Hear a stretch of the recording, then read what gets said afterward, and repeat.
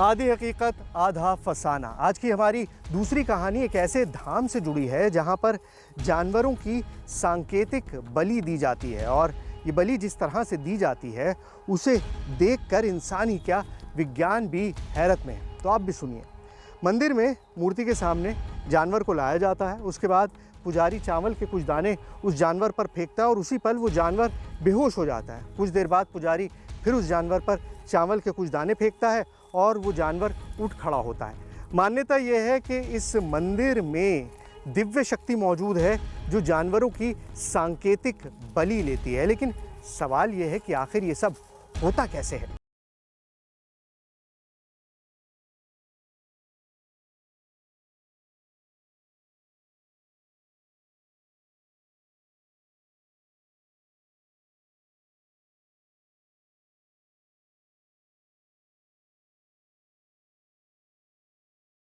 का एक कतरा भी नहीं बहता, बलि भी चढ़ जाती और जानवर भी सलामत रहता है। उस धाम से जुड़े लोगों ने कुछ ऐसा ही दावा किया था। कहते हैं जानवर को देवी के चरणों में लेटाकर जब पुजारी चावल और फूल रखते हैं तो जानवर ऐसे शांत हो जाता है मानो उसके प्राण किसी ने हर लिए हों।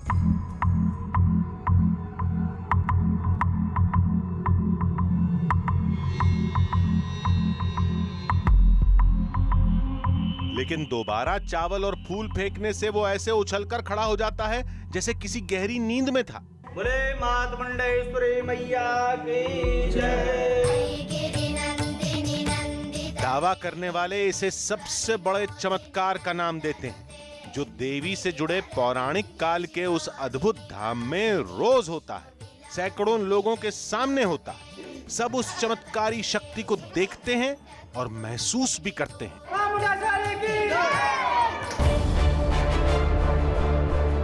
हमें इस दावे पर बिल्कुल भरोसा नहीं था, लिहाजा हमने पहले इंटरनेट से उस मंदिर के बारे में जानकारी हासिल करने की कोशिश की। बहुत सर्च किया, कहानियां तो बहुत मिली, लेकिन जानवर की जान लिए बगैर बलि के दावे से जुड़ी कोई तस्वीर नहीं मिली। अगर वो मंदिर और वहां का चमत्कार वाकई इतना सच्चा है तो इंटरनेट पर उसकी तस्वीरें क्यों नहीं? आखिर क्या रहस्य है माता के उस दरबार का? चमत्कार का ये दावा हकीकत है या फसाना? क्या वाकई उस धाम में जानवर की जान लिए बगैर बलि चढ़ाई जाती है? अगर ये होता है तो कैसे होता है? क्या कोई जीव मरने के बाद दोबारा जिंदा हो सकता है, वो भी सिर्फ कुछ सेकंड के फासले पर? आप कहेंगे नहीं, बिल्कुल नहीं। लेकिन सिर्फ तब तक जब तक आप कैमूर के इस इलाके में नहीं आए, क्योंकि कैमूर के इस इलाके में एक ऐसा मंदिर है जहां हर रोज, हर दिन और हर बार ऐसा ही होता रहा है। मां मुंडेश्वरी के मंदिर में हर रोज एक जानवर की बलि दी जाती है और कुछ सेकंड के फासले पे वो दोबारा जिंदा हो जाता है। ये कहानी कितनी हकीकत है और कितना फसाना, ये तब तक हम नहीं जान पाएंगे जब तक हम मुंडेश्वरी मंदिर में पहुंच नहीं जाते। और उस रहस्यमयी मंदिर तक पहुंचने के लिए हमें दिल्ली से करीब 1000 किलोमीटर दूर बिहार के कैमूर जिले में भभुआ के मुंडेश्वरी धाम तक की यात्रा करनी थी।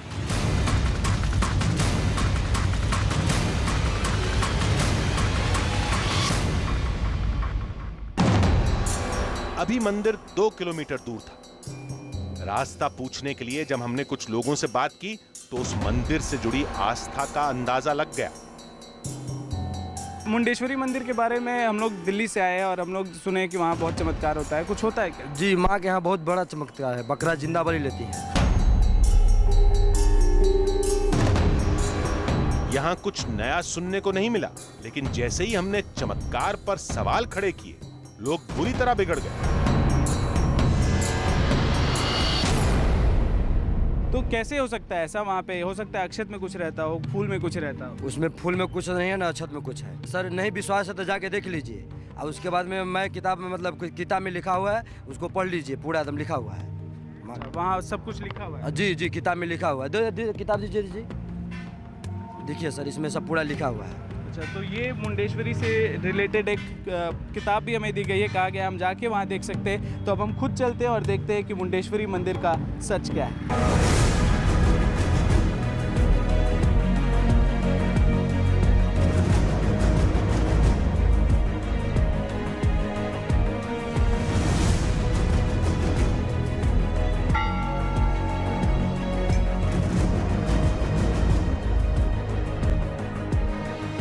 चंद मिनट के सफर के बाद मुंडेश्वरी धाम का मुख्य द्वार हमारे सामने था। मुंडेश्वरी मंदिर के लिए जहां तक हम सफ़र कर सकते थे, जो गाड़ी से जहां तक आ सकते थे, वहां तक आ चुके हैं। और अब यहां से आपको ये सीढ़ियां दिखाई दे रही होंगी।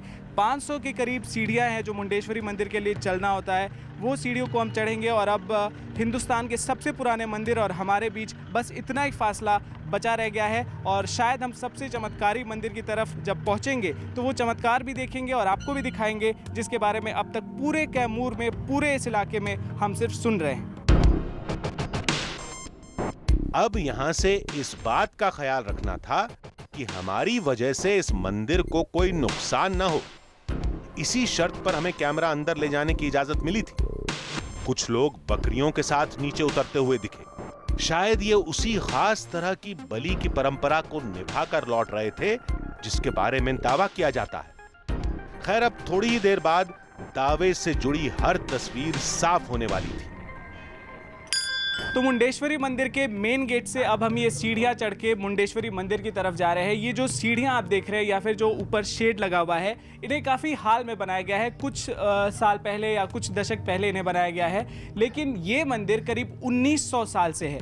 और यदि आप यहाँ आसपास देखेंगे, कैमूर की जो पहाड़ियाँ हैं, ये बिल्कुल इस तरह का उबड़ खाबड़ रास्ता है कि यहाँ तक पहुँचना बहुत मुश्किल है, लगभग असंभव है। लेकिन फिर भी ये सवाल उठता है कि आखिर 1900 साल से लगातार जिस मंदिर में पूजा की जा रही है, वहां पे आखिर कौन सा चमत्कार होता है, कौन सी तंत्र विद्या है, आखिर वो कौन सा रहस्य है जिसे देखने के लिए, महसूस करने के लिए और समझने के लिए लोग इतने साल से लगातार यहाँ रहे हैं। ज़्यादा दूरी रही नहीं है, हम बस मुंडेश्वरी मंदिर पहुँचने वाले हैं। तो चलिए चलते हैं और आपको भी दिखाते हैं मुंडेश्वरी मंदिर में होता क्या है।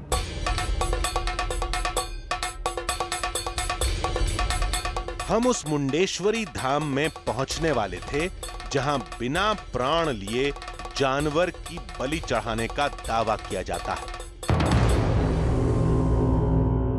माता के चरणों में लेटते ही जानवर बेहोश हो जाता है। फिर कुछ मिनट के बाद होश में आ जाता है। कहते हैं बेहोशी के दौरान ही देवी सांकेतिक बलि ले लेती हैं। क्या ऐसा हो सकता है? शायद आज सैकड़ों साल पुराने रहस्य पर से पर्दा उठने वाला था।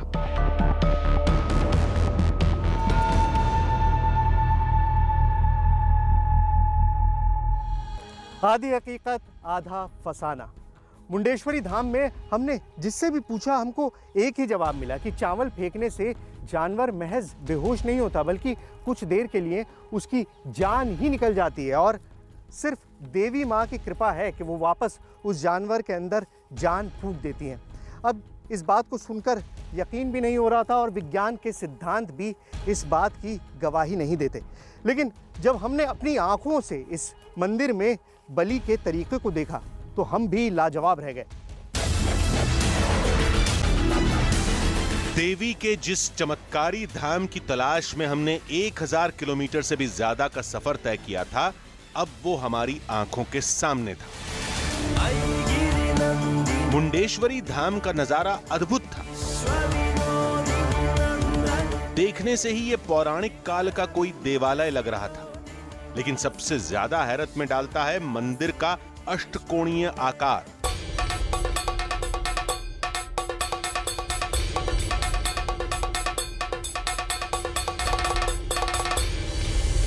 मुंडेश्वरी के बारे में हमने अब तक जितनी भी कहानियां सुनी थी, हमें अब बताया गया है कि उससे कहीं ज़्यादा चीज़ें यहाँ पे मिलेंगी। इस मंदिर में हमने अब तक जो कुछ भी इसके बारे में सुना था, उससे काफ़ी कुछ ज़्यादा हमें देखने को मिलेगा। और सबसे पहली चीज़ जो मुझे नज़र आई है वो ये मंदिर है। ऐसे ये मुंडेश्वरी मंदिर जो है, मैं पहली बार आ रहा हूँ, पर मुंडेश्वरी मंदिर की तरह कोई मंदिर मैंने नहीं देखा। ये पूरे मंदिर का जो स्ट्रक्चर है वो ऑक्टागोनल शेप का है, 8 कोण है इस मंदिर के। ऐसा मंदिर दिखता नहीं है। और इसका जो शिखर है, किसी भी हिंदू मंदिर में आप जाएंगे तो वहाँ एक शिखर होता है, वो शिखर मिसिंग है। हमें बताया गया है कि हमें कई ऐसी चीज़ें मिलेंगी, कई ऐसी चीज़ें हमें जानने को मंदिर के बारे में मिलेंगी जो हमने कभी नहीं पढ़ा, कभी नहीं देखा और कभी नहीं सुना।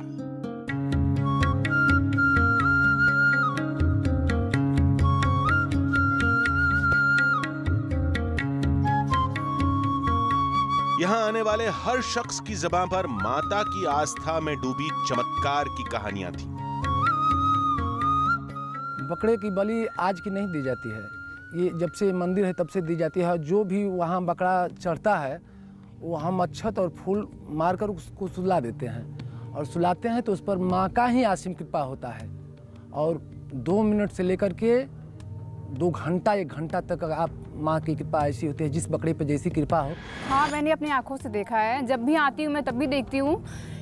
बलि देते हैं तो उस पर अक्षत फेंकते हैं तो वो मूर्छित हो जाता है, उसके बाद फिर से फेंकते हैं उस पर तो वो जिंदा हो जाता है। कितनी बार मैंने देखा है अपनी आंखों से। हाँ बिल्कुल चमत्कार, ये जगता माता है, यहाँ मनोकामना जल्दी पूरा होता है। आप एक बार आप मंदिर आएँ, अब आपके मन में जो बात हो वो जरूर पूरा होगा। सर चमत्कार तो माँ की कृपा है, जो ऐसे मूर्छित हो रहा है, सोचिए ऐसे भी मन्नत पूरे होते हैं। और सारे हर जगह के लोग आते हैं यहाँ और उनकी मन्नत पूरी होती है और जाते हैं। हम भी उस चमत्कार को अपनी आंखों से देखने आए थे। भीड़ में हमारी निगाहें उस शख्स को तलाश रही थीं जो मन्नत पूरी होने के बाद बलि चढ़ाने के लिए जानवर लेकर मंदिर में आया हो। मंदिर के प्रवेश द्वार के पास प्राचीन लिपि की इस लिखावट को मंदिर के पुरातन काल के होने का सबूत माना जाता है। जो कोई भी आता है उसकी नज़र इस पर ज़रूर पड़ती है, वो देखता ज़रूर है। और आप देखिए कि लोगों ने इस पे टीका लगा दिया है, सिंदूर लगा दिया है, लोगों की इसमें गहरी आस्था है। लेकिन इसमें क्या लिखा हुआ है, क्या जानकारी है, कोई नहीं जानता। एक बात प्रमाणित होती है कि ये मंदिर काफ़ी पुराने समय से है, ये बात तो प्रमाणित होती है। लेकिन क्या ये कोई मंत्र है, क्या ये कोई गोपनीय मंत्र है जो इस मंदिर की शक्ति का रहस्य है, ये कोई नहीं जानता।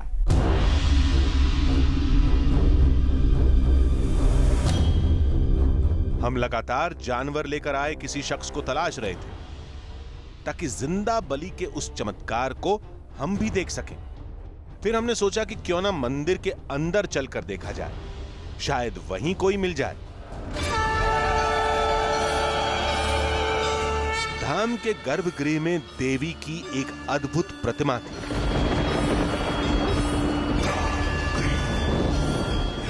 मूर्ति काले पत्थर से बनी थी और बलि के चमत्कार की कहानी इसी प्रतिमा से जुड़ती है। गर्भगृह के ठीक बीच में पंचमुखी शिवलिंग भी था, जिसे बेहद प्राचीन माना जाता है। देश में पंचमुखी शिवलिंग वाले बहुत कम ही मंदिर हैं। उनमें एक ये धाम भी है। इस शिवलिंग के बारे में एक खास बात हमें बाहर किसी ने बताई थी।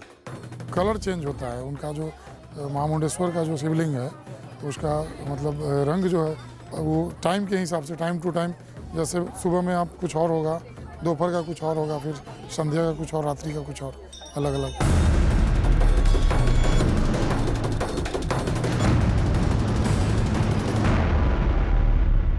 हमें आश्चर्य जिस बात पर हुआ है वो इस दावे के बाद कि इस मूर्ति का रंग मंदिर में 5 बार बदलता है। हम 5 बार तो नहीं आ पाएंगे, लेकिन फिलहाल सुबह 7 बजे के आसपास का वक्त है जब हम मंदिर परिसर में पहुंचे हैं। और जैसा हमें बताया गया है कि मंदिर में एक ब्लैकिश टोन होगा इस पूरी मूर्ति का, और आपको वो नज़र आ रहा होगा, ये ब्लैकिश टोन है मंदिर में इस महामंडलेश्वर शिवलिंग का। और जैसे जैसे दोपहर होगा ये चेंज होता जाएगा।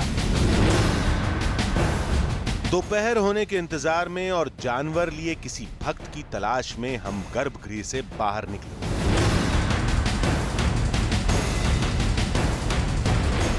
दोपहर को हम फिर मंडलेश्वर शिवलिंग की तरफ बढ़े।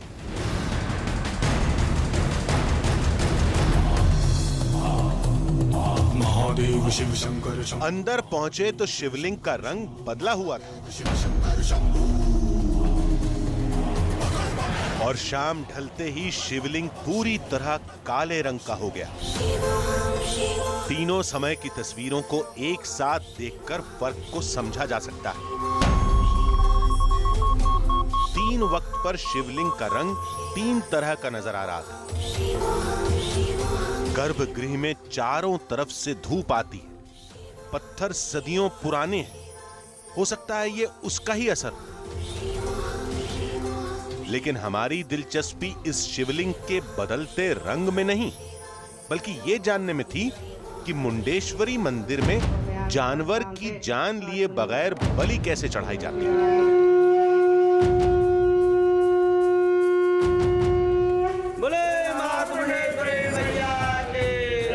कैसे चावल के कुछ दानों से जानवर बेहोश हो जाता है और फिर कुछ देर बाद होश में आ जाता है।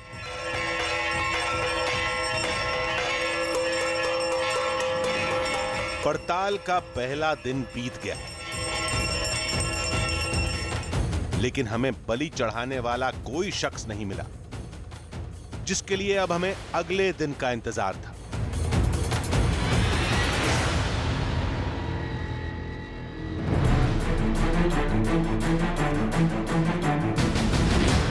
अगले दिन जब मंदिर पहुंचे तो पुजारी ने बताया कि आज बहुत सारे भक्त जानवरों के साथ पहुंचे हैं।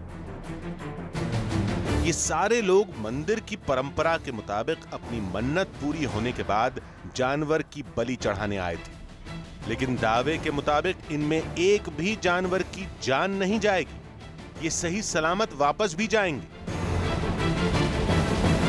बकरा बेहोश होकर गिर जाता है, माँ उसकी शक्ति खींच लेती है अपनी शक्ति से, और कुछ देर बाद फिर दोबारा अक्षत मारते हैं तो माँ की शक्ति इनको देती है, तो फिर बकरा उठ के तैयार हो जाता है। माँ की शक्ति से ये सब होता है। पर अक्षत मारा जाता है तो बेहोश होकर गिर जाते हैं, इसके बाद फिर खड़े हो जाते हैं। इन सब बातों पर विश्वास करना मुश्किल था। खैर, थोड़ी ही देर में वो सारी तस्वीर सामने आने वाली थी। जानवरों को बलि के लिए तैयार किया जाने लगा। सब कुछ वैसा ही हो रहा था जैसा बलि से पहले किया जाता है। पूजा पाठ के बाद लोग जानवरों को लेकर गर्भगृह की तरफ बढ़े।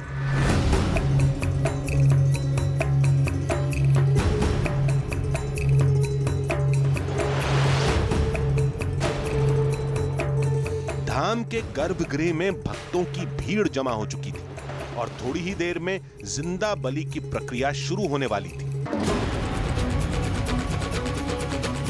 हमने एक बार फिर पुजारी से पूछा तो बताया गया कि आज भी धाम में वही होगा जो सैकड़ों सालों से होता आ रहा है। हे मां मुंडेश्वरी, माता जी का ही शक्ति है, चमत्कार है। इन्होंने हम लोग मंत्र पढ़ते हैं, अनय अक्षत पढ़ करके देते हैं कि खस्सी बेहोश हो जाता है। ये तो इनका कृपा है। यहाँ ला करके लौटा दिया जाता है, खस्सी मूर्छित हो जाता है चावल छोड़ देने को। तो हर दिन हर बार हर जितने खस्सी आते सबके साथ ये होता है, जितने जानवर आएंगे सबके साथ होगा? सबके साथ होंगे। जिंदा बलि के लिए पहला जानवर पुजारी को सौंपा गया। पुजारी के हाथों में पहुंचते ही जानवर के शरीर में हरकत तेज हो गई, लेकिन जैसे ही उसे देवी के चरणों में रखा गया, वो एकदम से शांत हो गया।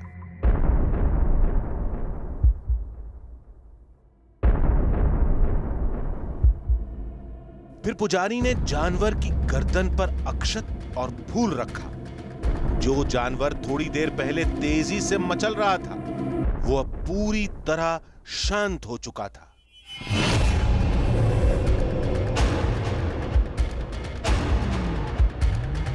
कुछ देर बाद उसकी आंखें भी बंद हो गईं। बस माता जी का कृपा है। यहाँ पे बकरा को जो है सुला दिए, अपने आप में जो है बकरा मूर्छित हो गया। पुष्प केवल रखे जो है बकरा जो है मूर्छित हो पड़ा। तो मतलब ये माता जी ने बलि को स्वीकार कर लिया, आप कह रहे हैं? जी जी, माता जी अपने आप में ही स्वीकार करती है। इन दोनों तस्वीरों में फर्क को समझा जा सकता है। पहले जानवर की क्या हालत थी और अक्षत और फूल लगाते ही वो किस हालत में पहुंच गया। फिर पुजारी ने शांत पड़े जानवर पर जैसे ही दोबारा चावल और फूल फेंका, बस साचे दरबार की ये अद्भुत था, विश्वास करना मुश्किल था। ये कैसे हो सकता? ये हकीकत थी या आंखों का कोई धोखा? ये सब कुछ दावे के मुताबिक ही हो रहा था, लेकिन कैसे? क्या वाकई इस धाम में कोई चमत्कार है या बात कुछ और ही थी?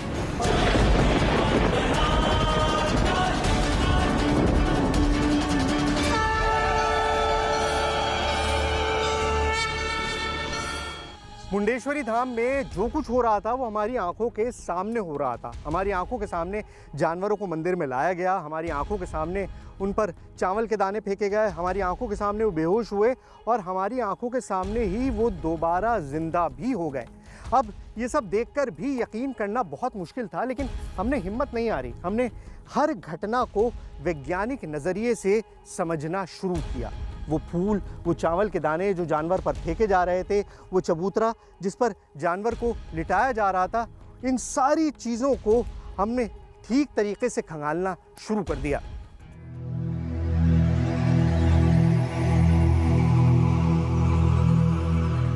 सब कुछ आंखों के सामने हुआ था, फिर भी विश्वास करना मुश्किल था। ये वही जानवर था जिसकी कुछ देर पहले अंदर मंदिर में बलि दी गई थी।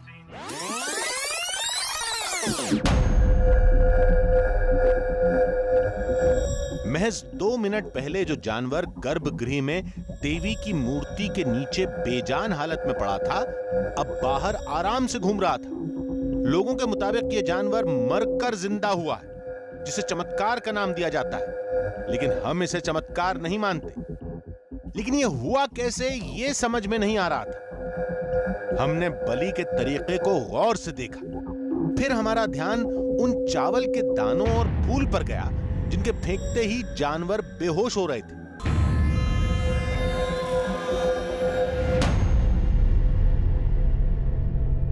पुजारी जी, कहीं ऐसा तो नहीं कि जो फूल है और या जो अक्षत आप चढ़ाते हैं उसमें कोई ऐसी चीज़ है जो कि यहाँ पे जानवर को मारते ही वो मूर्छित हो जाता है? ऐसा कोई चीज़ नहीं है सर, माँ स्वतः जिंदा बलि लेती है। तो ऐसा कुछ भी नहीं है फूल में और वो उसमें? ऐसा कुछ नहीं है, जो भी है भगवती के आशीर्वाद से जो है अक्षत फूल मारा जाता है और माँ स्वतः जिंदा बलि ले लेती है। तो अभी यदि मैं आपसे वही फूल और वही अक्षत थोड़ी देर के लिए मांगूं और मैं यदि उसे देखना चाहूं कि क्या है, तो आप मुझे दे सकते हैं वो? बिल्कुल दे सकते हैं अक्षत।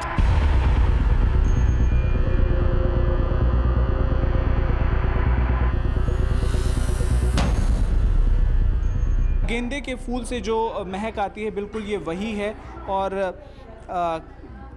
पिछले 30-40 सेकेंड हो गए होंगे जब मैं इसे बार बार अपने नाक के पास ले जा रहा हूँ। मुझे इसमें कोई फाउल प्ले अब तक नज़र नहीं आ रहा है। थोड़ा सा मैं वेट भी कर रहा हूँ, जब तक आपसे बात कर रहा हूँ तब तक मैं वेट भी कर रहा हूँ कि कहीं इसका कोई असर हो जाए।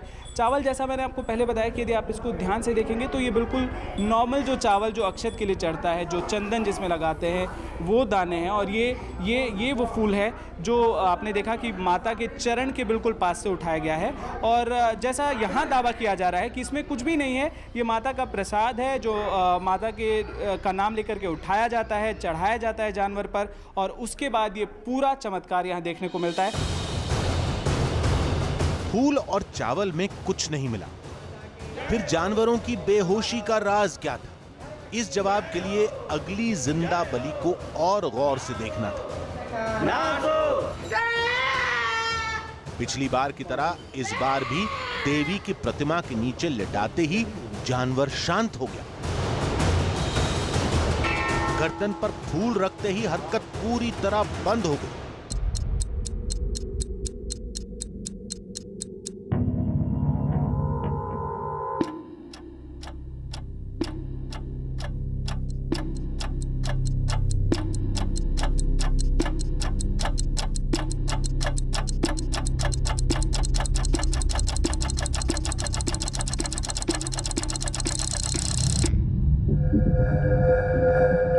करीब 30 सेकंड तक शांत लेटे रहने के बाद पुजारी के फूल फेंकते ही जानवर एकदम से उछलकर खड़ा हो गया। बोले माता मुंडेश्वरी मैया की जय। कहते हैं बिना प्राण लिए जानवर की बलि लेने का चमत्कार केवल इसी मंदिर के अंदर होता है और देवी की कृपा से वो अद्भुत शक्ति पुजारियों के हाथों में। फिर हमने कुछ और करने का सोचा। मैं यदि कहूँ कि मैं खुद अक्षत डालता हूँ, ये दोबारा जिंदा होता है, तो होगा क्या? यह सिर्फ आप करेंगे? नहीं होगा। जब आप करेंगे तभी। तो मैं ऐसा कर सकता हूँ क्या? अभी आप मुझे अक्षत दे सकते हैं, मैं एक बार मार के देखूँ ये ठीक हो रहा है कि नहीं? इस बार जानवर पर अक्षत पुजारी ने नहीं, हमने फेंका, लेकिन कोई हरकत नहीं हुई। लेकिन इसी काम को जब पुजारी ने किया तो एक के बाद एक हम ऐसी घटनाओं के साक्षी बन रहे थे जिन पर विश्वास करना मुश्किल था, लेकिन हमने अब भी हार नहीं मानी थी। अब हम उस जगह पे जा रहे हैं जहां बलि दी जाती है। जब बलि दी जाएगी तब हमें यहां आने की इजाज़त नहीं होगी, लेकिन मैं आपको यहां पे दिखाऊं कि ये वो जगह है, ये वो प्लेटफॉर्म है जहां पे बलि दी जाती है। मैं अंदर इसलिए आया क्योंकि मैं ये सोच रहा था कि कहीं ये इस जगह पे कोई सफोकेशन तो नहीं होता, सांस लेने में कोई दिक्कत तो नहीं आती, इसलिए मैं आया हूँ और थोड़ी देर तक बैठ रहा हूँ, देख रहा हूँ। थोड़ी जो पूरी जगह को मैं डिस्क्राइब करूँ तो थोड़ा छोटा है। हमारे जैसे आदमी को यदि यहाँ लेटाया जाए, कुछ इंसानों को लेटाया जाए तो सफोकेशन हो सकता है, लेकिन किसी जानवर के लिए बिल्कुल 2 सेकंड में सफोकेट हो जाए वो, ऐसा कुछ नहीं है। ऐसी कोई चीज़ नहीं है। यहाँ पे अगरबत्तियाँ जल रही हैं, दिए जलाए जाते होंगे, जो फूलों की खुशबू है वो है, जो गंगा जल है वो यहाँ पर पड़ा हुआ है। ऐसा कुछ भी नहीं है जिससे कि आप अचानक से अनकॉन्शियस हो जाए, ऐसा कोई केमिकल मुझे नज़र नहीं आ रहा है। और ये प्लेटफॉर्म भी बिल्कुल नॉर्मल नज़र आ रहा है। जब सब कुछ सामान्य था तो इस जगह का राज क्या था? अब दिन की आखिरी बलि का वक्त आ गया था। हमारे लिए भी ये अंतिम मौका था। इस बार मूर्ति के पास से उठाने के बजाय पुजारी को चावल और फूल हमने अपने हाथ से दिए, लेकिन इस बार भी कोई फर्क नहीं पड़ा।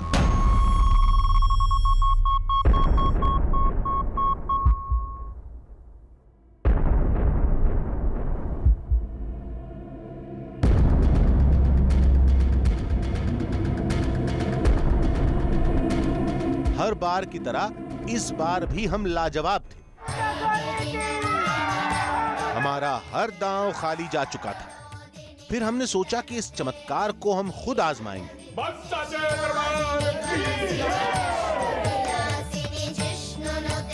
तो मुंडेश्वरी मंदिर के अंदर हमें जो कुछ भी देखना था वो हम देख तो चुके हैं, लेकिन जो हम समझना चाहते थे वो अब तक समझ नहीं पाए।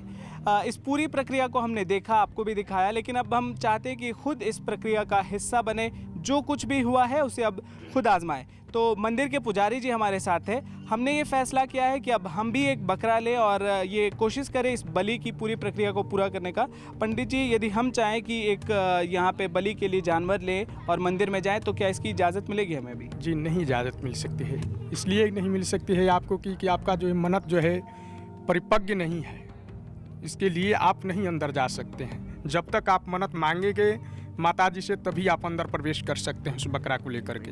नहीं, लेकिन हम लोग तो ये सोच करके आए थे कि हम लोग यहाँ पे एक बकरा लेते हैं और माँ के लिए यदि वो प्रसाद चढ़ाने जैसा है तो हम लोग उसे भी लेकर जाते हैं, जानवर को हम भी लेके जाएंगे। जी, जब आपका मन्नत पूरा होगा तभी तो आप जाएंगे लेकर के ना। मन्नत नहीं पूरा होगा तो कैसे आप जा सकते हैं बगैर इजाज़त को? तो अभी यदि हम लेके जाएंगे, हम अपना बकरा लेकर के जाएंगे, हम अपना जानवर लेके जाएंगे, तो ऐसा कुछ नहीं होगा? जी नहीं हो सकता है, क्योंकि आपका जो है मन्नत परिपूर्ण नहीं है, इसके वजह से आप नहीं ले जा सकते। मंदिर की मान्यताओं का हवाला देकर हमें जिंदा बलि देने से रोक दिया गया, लेकिन यह रहस्य अब भी बरकरार था कि यहाँ जानवर कुछ देर बेहोश होकर फिर होश में कैसे आ जाते। क्या वाकई इस धाम में कोई दैवीय शक्ति मौजूद है? ऐसे कुछ सवालों के साथ हमने दिल्ली में एक मशहूर वाइल्ड लाइफ एक्सपर्ट से मुलाकात की। उनको उस धाम और वहां के चमत्कार की सारी कहानी सुनाई। पहली बार में तो एक्सपर्ट ने चमत्कार के दावे को सिरे से खारिज कर दिया। बिलीव एक बिलीव होता है, लेकिन साइंटिफिक का कोई भी पेपर्स या जर्नल ऐसा मेरे नज़रों से नहीं गुजरा जो कहता हो कि इन जनरल कोई भी गोट फेंट हो जाए। फिर हमने जानवरों की जिंदा बलि की चौंका देने वाली फुटेज दिखाई। इसके बाद जो बात सुनने को मिली उससे हम हैरत में पड़ गए। जब गोट को आप देखेंगे तो कुछ मायोटोनिक गोट्स होते हैं जिनको कंजेनाइटल इश्यूज़ होता है और वो डांटने पे, ज़ोर से बोलने पे भी फेंट हो जाते हैं। लेकिन जो जनरली गोट्स को देखेंगे वो देखने में रोबस्ट लगते हैं, लेकिन उसके हार्ट कमज़ोर तो होते हैं। अगर भीड़ हो, आपकी हैंडलिंग रूड एंड रफ हो एनिमल के साथ, तो उनका हार्ट थोड़ी देर के लिए ऐसा प्रतीत हो सकता है कि वो नर्वस हो जाए, जिसको नर्वस ब्रेकडाउन कहते हैं। फेंटिंग गोट सिंड्रोम के बारे में हमने कभी नहीं सुना था। इंटरनेट पर उससे जुड़े कुछ वीडियोस देखने को मिले, जिनमें हमने देखा कि खतरा महसूस होने पर जानवर खुद को वैसे ही शांत कर ले रहे थे जैसा हमने उस धाम में देखा था। लेकिन यह सिंड्रोम बकरी की एक खास मायोटोनिक ब्रीड में ही पाया जाता है, जिसके भारत में मिलने की संभावना न के बराबर है। आई होप किन्हीं ने इन पर अध्ययन किया होगा, और मैं भी प्रयास करूंगा कि मैं जाके देखूं। कैमूर में एक सेंचुरी भी है, तो मैं जाके देखूं कि वाकई ऐसा क्यों हो रहा है। वैसे भी फेंटिंग गोट सिंड्रोम की बात उस धाम पर लागू नहीं होती, क्योंकि वहां न तो जानवरों की जान ली जा रही थी और न ही उन्हें किसी तरह का नुकसान पहुंचाया जा रहा था। फिर खतरा किस बात का था? ऐसे में उस धाम में दी जाने वाली जिंदा बलि चमत्कार है या कोई ऐसा विज्ञान जो आम इंसान की समझ से परे है, ये आपको तय करना है। इसे देवी का चमत्कार माने या विज्ञान का एक रहस्य।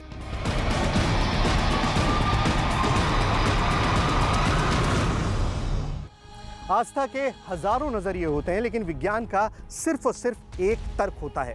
आस्था को ना मानने वाले लोग विज्ञान के तर्क को ही सच मान सकते हैं, लेकिन आस्था में जकड़े हुए लोगों के लिए सच और झूठ का कोई मायने नहीं होते। तो अगले हफ्ते हम फिर मिलेंगे एक नई कहानी के साथ, जिसमें थोड़ा सच होगा, थोड़ा बहाना, आधी हकीकत, आधा फसाना।